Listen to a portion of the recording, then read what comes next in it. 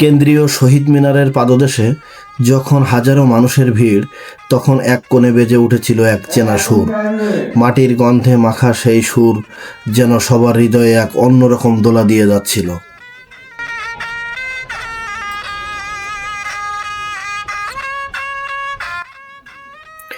ছবির এই প্রবীণ শিল্পীর হাতের ছোঁয়ায় প্রাণ পেয়েছে বাঙালির চিরায়ত এই বাদ্যযন্ত্রটি। কোনো আধুনিক সাউন্ড সিস্টেম নেই কোনো কৃত্রিমতা, আছে শুধু সুরের এক অদ্ভুত মায়া। তার প্রতিটি আঙুলের টানে যেন ফুটে উঠেছিল দেশপ্রেম আর একুশের চেতনা। চারপাশের মানুষের ভিড়ে তিনি যেন হারিয়ে গিয়েছিলেন নিজের সুরের জগতেই।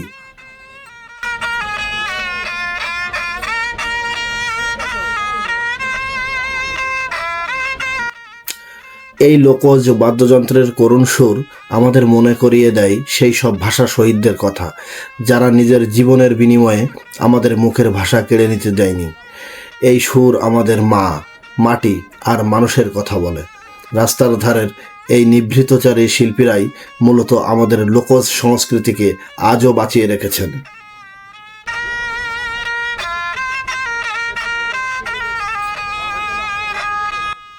স্মৃতিস্তম্ভে পুষ্পস্তবক অর্পণের পাশাপাশি এই মেঠো সুরের মূর্ছনা আমাদের এবারের 21 উদযাপনকে করেছে আরও সার্থক।